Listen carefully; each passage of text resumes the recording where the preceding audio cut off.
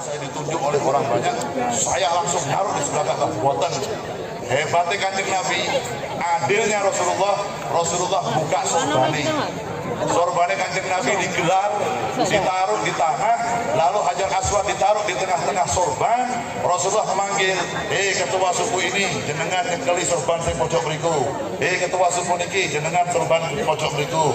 Jenengan sorban sebelah sini, jenengan sorban sebelah sini. Adil Kanjeng Nabi. Semua ketua suku ngangkat Hajar Aswad bareng Kanjeng Nabi Muhammad SAW. Gara-gara pemuda yang Al-Amin tadi, kaum suku Quraisy tadi yang tadinya mau berperang gara-gara merasa yang paling berhak terhadap Hajar Aswad, jadi damai, jadi aman, jadi rukun berkat pemuda Al-Amin yang namanya Muhammad SAW. Nah, saat ini yang sangat kita butuhkan pemuda-pemuda model kados Kanjeng Nabi.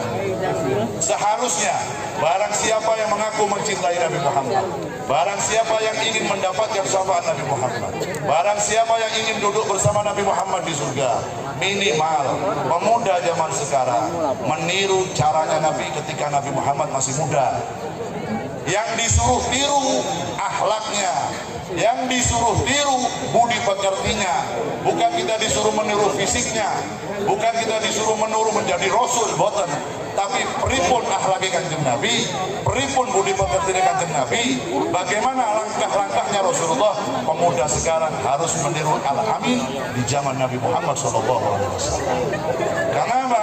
Karena saat ini itu pun kata datang kampung-kampung, malah anak muda itu meresahkan orang-orang yang tua.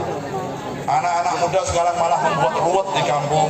Anak-anak muda sekarang malah bikin ruwet di pondok pesantren, bikin ruwet di organisasi, bikin ruwet di majelis, bikin ruwet di tempat manapun. Gara-gara apa? Boten kenal Kanjeng Nabi Muhammad SAW.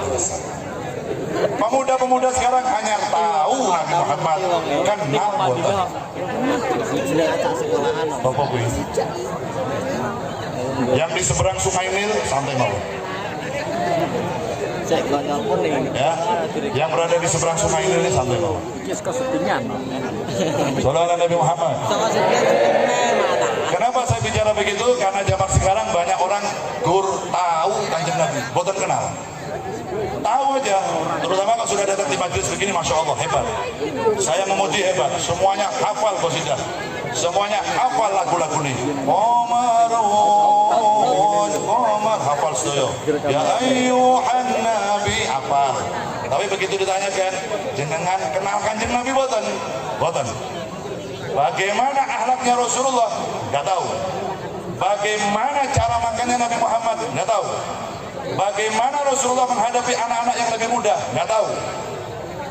Bagaimana cara tutur kata Nabi Muhammad kepada orang yang langkung sepuh, kepada orang yang lebih muda, kepada sahabatnya, kepada orang lain? Bagaimana cara Nabi kalau dagang? Nggak ada yang tahu. Hanya tahu Muhammad bin Abdullah, ibunya Aminah, istrinya Khadijah, anaknya Fatimah, cucunya Hasan Husain. Selesai. Jangan hanya puas seperti itu. Jenengan kalian pulau wajib setiap hari jangan pernah puas tentang mencintai Nabi Muhammad. Gali terus riwayatnya Nabi Muhammad, pelajari terus siapa Nabi Muhammad. Kita harus selalu setiap hari membaca sejarahnya Nabi Muhammad. Monggo yang senang Maulid Situduror, baca Maulid Situduror. Yang senang Maulid Atibai, baca Maulid Atibai. Yang senang Maulid Barjanji, baca Barjanji. Yang senang Maulid Burdah, silakan baca Maulid Burdah. Maulid napa mawon sami sedoyo, saya sedoyo. Karena semua maulid menceritakan satu manusia, Nabi Muhammad SAW. Harus begitu. Maka dikatakan di dalam kitab, kalau nggak salah di kitab I'anatul Talibin dikatakan barang siapa min muslimin quri'a maulidin Nabi Muhammad SAW fi baiti, barang siapa satu orang Islam yang membaca maulid Nabi di dalam rumahnya, maka tidak terkecuali Allah akan menghilangkan di rumah tersebut yang dibacakan maulid yang satu dari sifat kekeringan dihilangkan oleh Allah. Barang siapa sing griyone sing daleme jenengan mau si kitab maulid dibacakan maulid di rumahnya, maka dawai Imam Suyuti, maka dikatakan di dalam kitab itu yang pertama, Allah akan menghindarkan di rumah yang dibacakan maulid tadi, dijauhkan dari sifat kekeringan oleh Allah. Kekeringan apa? Yang pasti kekeringan dalam air. Yang kedua apa? Kekeringan dalam rezeki. Yang ketiga apa? Kekeringan dari barokahnya Allah Subhanahu wa taala.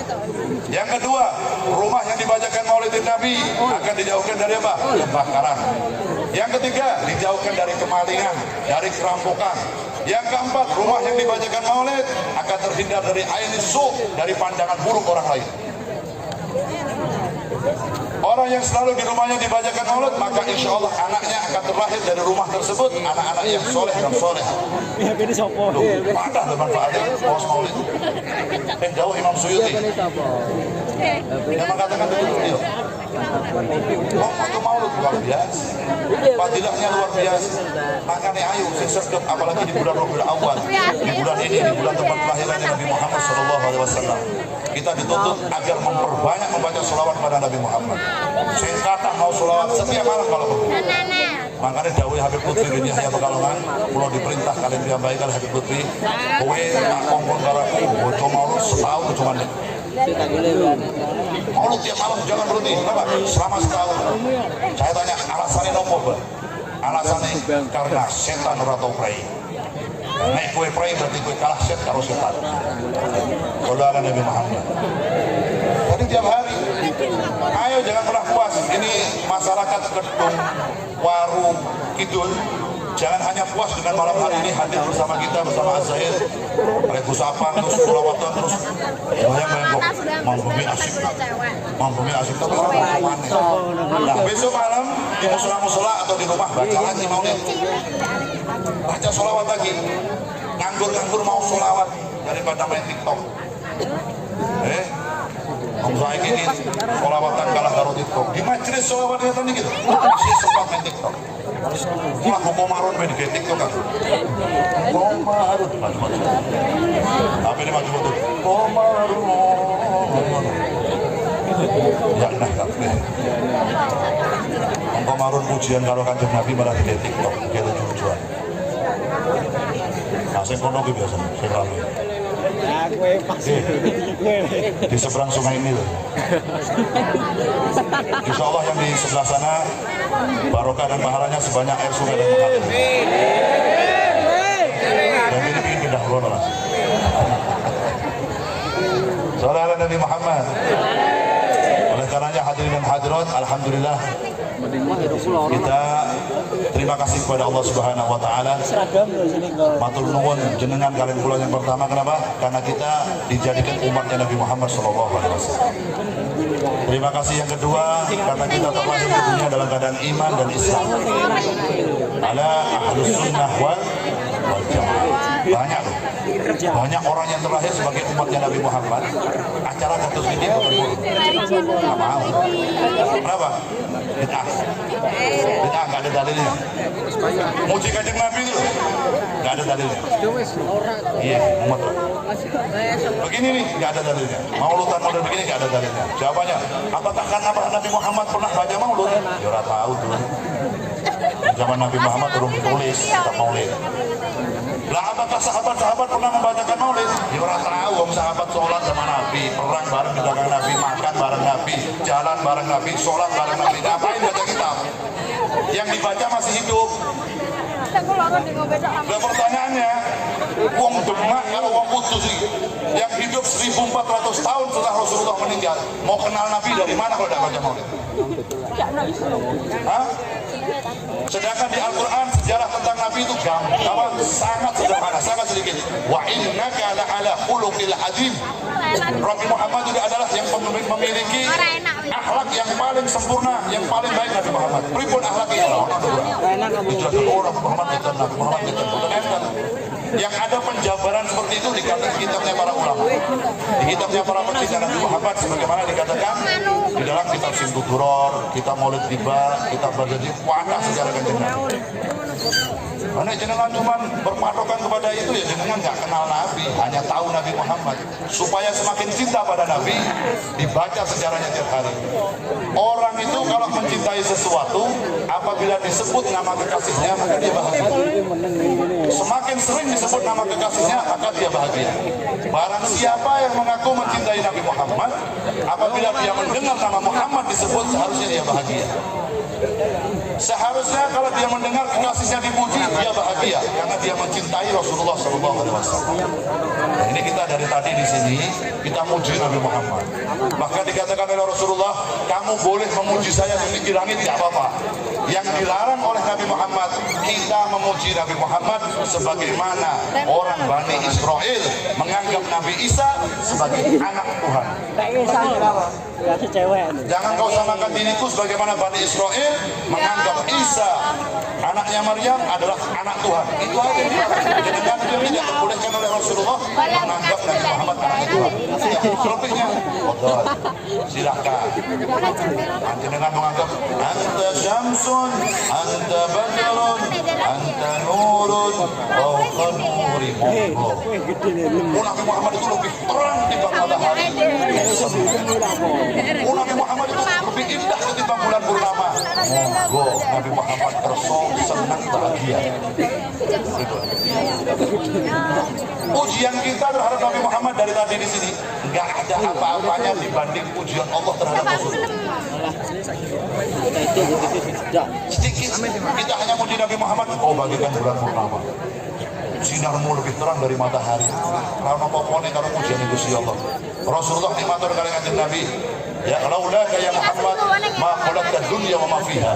Dari Gusti Allah matur kanjeng Nabi, ya Rasulullah, ya Muhammad, wahai kekasihku, aku ora bakal nyiptake dunya nek aku ora nyiptake siramu. Aku nyiptake dunya sebab aku tresno teng jenengan. Kanjeng Nabi Muhammad, iki pangerane muji ciptaane. Memoriku turang-turang. Allah mengatakan tidak akan menciptakan dunia dan isinya, tidak akan menciptakan surga, tidak akan menciptakan matahari, tidak akan menciptakan rembulan kalau Allah tidak menciptakan nurnya Nabi Muhammad SAW. Tidak ada apa-apanya pujian kita dari cuma ayuhan nabi wal kaukabu tughris, batas itu pujian. Kita ini memuji Nabi Muhammad lebih indah dari bulan purnama, cuma nggak ada yang lebih indah ketimbang bulan purnama. Dia sudah mentok. Makanya sahabat di zaman Nabi kan bertanya sama orang, saya belum pernah bertemu dengan Nabi Muhammad, kamu pernah berjumpa? Pernah. Bagaimana tampannya wajah Nabi Muhammad? Bingung. Dia melihat bulan purnama. Kamu lihat bulan purnama itu? Bagus nggak? Bagus. Wajahnya Nabi Muhammad jauh lebih indah ketimbang bulan purnama. Mau dibayangkan dengan apa Nabi Muhammad? Ya, bahkan Nabi dikatakan tampannya Nabi Yusuf. Nabi Yusuf dikatakan oleh Siti Aisyah, istri Rasulullah.